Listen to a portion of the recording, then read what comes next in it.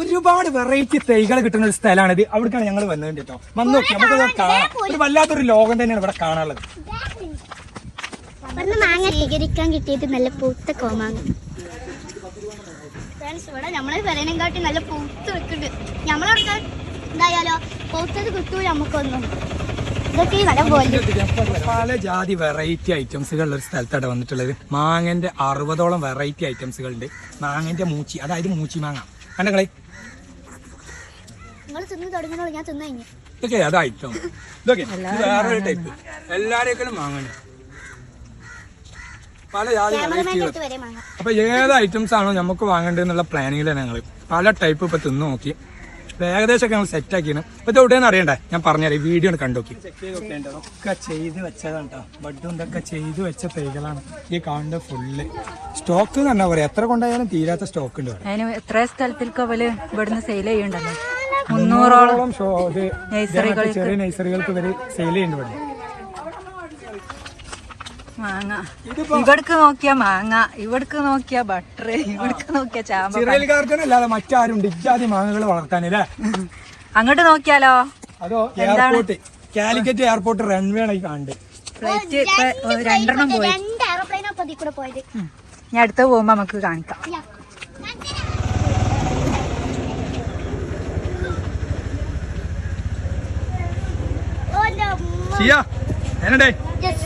Yes, അപ്പൊ നമുക്കിത് കാണാൻ പറ്റിട്ടോ.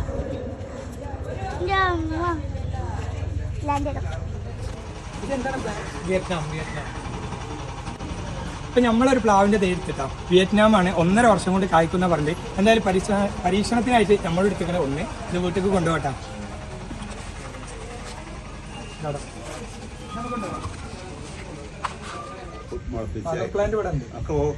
ഇതിന്റെ ഈ കണ്ട എല്ലാ തൈകളും നമ്മൾ ഇവിടെ ഉണ്ടാക്കിയതാണ്.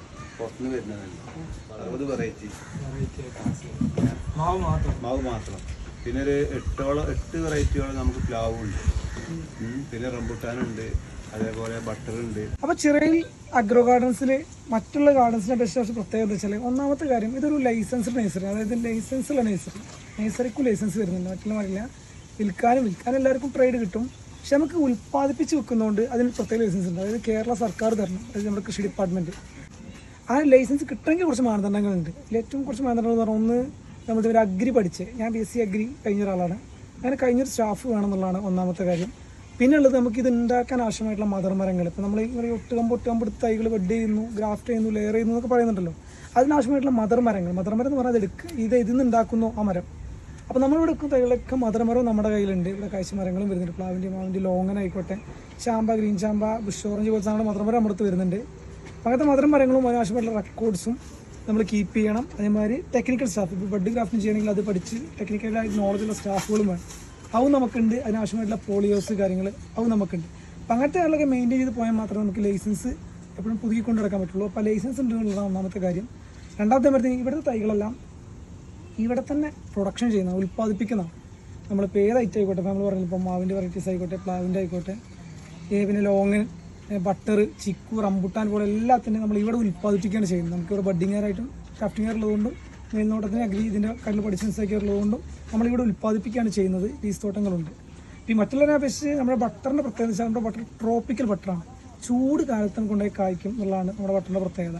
അത് നമ്മൾ ഈ കൊണ്ടോട്ടി, മലപ്പുറം ഈ ചൂടുള്ള കാലാവസ്ഥകൾ മാത്രം, നമ്മുടെ വയനാട് കക്കാടം പോലുള്ള സ്ഥലമൊക്കെ ഒഴിവാക്കിയിട്ട് നല്ല ചൂടുള്ള സ്ഥലങ്ങളിൽ കായ്ച്ചു ഉറപ്പുവരുന്ന മരങ്ങളെ നമ്മൾ എന്ത് ചെയ്യാണ്, അതെടുത്തിട്ട് നമ്മൾ അതിൽ നിന്നാണ് നമ്മൾ ഈ തൈകൾ ഉൽപ്പാദിപ്പിക്കുന്നത്. അത് നമുക്ക് ഗ്യാരണ്ടി കൊടുക്കാൻ കഴിയും. കായ്ക്കും എന്നുള്ളത് ചൂടത്ത് കായ്ക്കുന്ന നമുക്ക് ഉറപ്പ് കൊടുക്കാൻ കഴിയും. പിന്നെ നമ്മുടെ മറ്റൊരു പ്രത്യേകത, നമ്മൾ തൈകൾ ഗ്യാരണ്ടി കൊടുക്കുന്നുണ്ട്. നമ്മുടെ തൈകൾ കായ്ക്കുന്നത് 100% ഉറപ്പ്. ഇനി അഥവാ എന്തെങ്കിലും കാരണം കൊണ്ട് ഇതിന് പ്രശ്നങ്ങൾ കായ്ക്കാതെ മറ്റു വരികയാണെങ്കിൽ നമ്മൾ ആ തൈ മാറ്റി കൊടുക്കും. അതുപോലെ തന്നെ അതിന് ആവശ്യമായിട്ടുള്ള ചിലവ് നമ്മൾ കൊടുക്കും. അതായത് ഇപ്പോൾ വളം കാലവും ചിലവ് തരണം. കുറച്ച് കാലത്തിന് പരിചരണ ചിലവ് നമ്മൾ തിരിച്ചു കൊടുക്കും എന്നുള്ളൊരു ഡബിൾ ഗ്യാരണ്ടി, നമ്മളങ്ങനെ പറയില്ല, ഡബിൾ ഗ്യാരണ്ടി നമ്മൾ എല്ലാവർക്കും കൊടുക്കുന്നുണ്ട് എന്നുള്ളതാണ് നമ്മുടെ മറ്റൊരു പ്രത്യേകത. പിന്നെ ഇവിടുത്തെ ഫാമിൻ്റെ പ്രത്യേകത എനിക്ക് ഏകദേശം ഒരു വേസ്റ്റ് മാനേജ്മെൻറ്റ് ചെയ്ത് നമ്മൾ ചെയ്യുന്നത്. അതായത് സിമ്പിളായിട്ട് പറഞ്ഞാൽ നമ്മളിവിടെ ഇപ്പോൾ മീൻ കൃഷിയുണ്ട്. നമ്മൾ കണ്ടില്ല, ബയോഫ്ലോക്ക് എന്ന് പറഞ്ഞാൽ ടാങ്കുകളൊക്കെ ബയോഫ്ലോക്കിൻ്റെ ടാങ്കുകളാണ്. ഈ ടാങ്കിൽ നിന്ന് ഇവിടുത്തെ മീനിൻ്റെ വെള്ളം, മീനിൻ്റെ വേസ്റ്റ് വരുന്ന വെള്ളമായിരിക്കും. ആ വെള്ളമാണ് അടിയിൽ കൂടെ നമുക്ക് ഈ കാണുന്ന തൈകൾ നനക്കാൻ പോകുന്നത്. നമ്മുടെ തൈകൾക്ക് ഗ്യാരണ്ടി നമ്മൾ പറഞ്ഞല്ലോ. ഈ ഗ്യാരണ്ടി കിട്ടണമെങ്കിൽ കുറച്ച് മാനദണ്ഡങ്ങളുണ്ട്. അപ്പം ഒന്ന് നമ്മുടെ ഔട്ട്ലെറ്റിൽ നിന്ന് വാങ്ങുകയാണെങ്കിൽ ഇപ്പോൾ നമുക്ക് ഇവിടെ ഉണ്ട്. ഇതുകൂടാതെ നമുക്ക് ബ്രാഞ്ച് വരുന്നത് കുറുകത്താണി വരുന്നുണ്ട്, പാണ്ടിക്കാട് വരുന്നുണ്ട്, പൊട്ടിയടത്തല മേലാട്ട് വരുന്നുണ്ട്, ഒരു പാലക്കാട് ഒരു കാസർഗോഡ് വരെ ഉള്ളിടത്ത് ഒരു 100-300 നഴ്സറികളിലേക്ക് നമ്മൾ സപ്ലൈ ചെയ്യുന്നുണ്ട്. അതായത് നഴ്സറികൾക്ക് നമ്മൾ സാധനം കൊണ്ടുപോകുന്നുണ്ട്. അപ്പോൾ നിങ്ങൾക്ക് ഇനി ഇവിടുന്ന് ഇപ്പോൾ ആ ഭാഗത്തുനിന്നുള്ള ആളുകൾ ചോദിക്കുകയാണെന്നുണ്ടെങ്കിൽ നമുക്ക് എന്ത് ചെയ്യാൻ പറ്റും, ഒന്ന് കൊറിയർ കൊടുക്കാം. അല്ലാന്നുണ്ടെങ്കിൽ ആ പരിസരത്തുള്ള നഴ്സറികളിൽ പോയി ചോദിക്കുകയാണെന്നുണ്ടെങ്കിൽ നമ്മുടെ തൈ ചെറിയ തൈ ഉണ്ടോ ചോദിച്ച് വാങ്ങുകയാണെങ്കിൽ അതിൽ ടാഗും വേണം, അവർ ബില്ലിൽ ഒരു മെൻഷൻ ചെയ്യണം ചെറിയ തൈയാണ്. അങ്ങനെ ചെയ്യുകയാണെങ്കിൽ ആ തൈകൾക്ക് നമുക്ക് ഗ്യാരണ്ടി കൊടുക്കാൻ കഴിയും. അവിടെ ചോദിച്ച് വാങ്ങിയാൽ മതി, ഇവിടെ തന്നെ ഒന്ന് എടുക്കണം എന്നുള്ള നിർബന്ധമില്ല. കാരണം എല്ലാവർക്കും ഇവിടെ എത്തിപ്പെടാൻ പറ്റില്ലല്ലോ. ഇത്രയാണ് നമ്മുടെ ഒരു ഹൈലൈറ്റ്സ് കാര്യങ്ങൾ എന്ന് പറയുന്നത്. പിന്നെ നമ്മുടെ ഗാർഡനിൽ നമ്മൾ പ്രൊവൈഡ് സർവീസ് എന്ന് പറഞ്ഞാൽ സ്വാഭാവികമായിട്ടും എല്ലാ നഴ്സറി പോലെ തന്നെ തൈ വിൽപ്പന ബേസിക് ആണ്. അതിന് കൂടാതെ നിങ്ങൾക്ക് സ്ഥലം കുറവുള്ള ആളാണെന്നുണ്ടെങ്കിൽ, അതായത് മുറ്റമില്ലാത്തവർക്ക് ഡ്രം കൃഷി നമ്മൾ ഏറ്റവും ഫേമസ് ചെയ്തുകൊണ്ടിരിക്കുന്നതാണ്. കുറേ ആളുകൾ പോകുന്നുണ്ട്. ഇനി സ്ഥലം കൂടി പരിമിതമാണ് എന്നുണ്ടെങ്കിൽ മൾട്ടി നമ്മുടെ കയ്യിലുണ്ട്. ഒരു മരത്തിൽ തന്നെ 3-4 ഐറ്റം ചെയ്യുന്ന മൾട്ടി മാവുകൾ നമ്മൾ ചെയ്യുന്നുണ്ട്.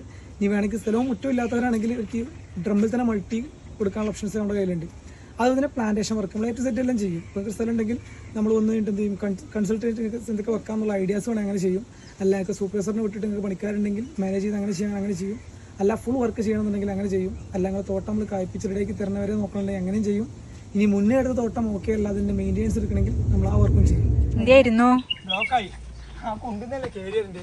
ഇത് കണ്ടാലും തീരുന്നു ചെങ്ങയ്യെ, എത്ര കണ്ടില്ല. എന്നാലും എന്താ പറയാ, പഴവർഗ്ഗങ്ങളും ഇതൊക്കെ കാണുമ്പോൾ ഭയങ്കര രസമല്ലേ.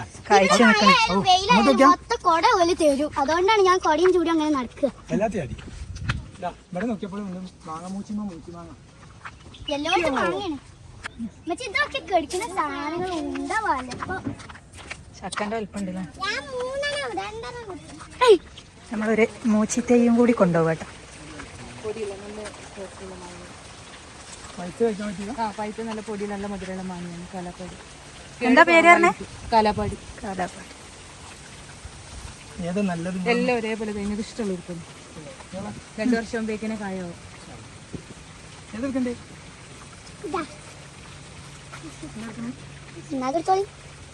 അപ്പൊ ഞമ്മക്ക് നമ്മളോട് തന്നെ മാങ്ങ തിന്നണമെന്നുണ്ടെങ്കിൽ വെച്ചിട്ട് നമ്മൾ എന്ത് ചെയ്തു, ഒരു മാവ് കാലാപ്പാടി എന്ന് പറഞ്ഞിട്ടുള്ളൊരു വെറൈറ്റിയാണ് ഞാൻ പറഞ്ഞത്. അപ്പൊ എന്തായാലും നമുക്ക് ഇത് കൊണ്ടുപോയി നോക്കാം കേട്ടോ. അപ്പൊ 2 ഐറ്റം നമ്മൾ വാങ്ങിയിട്ടുണ്ട്.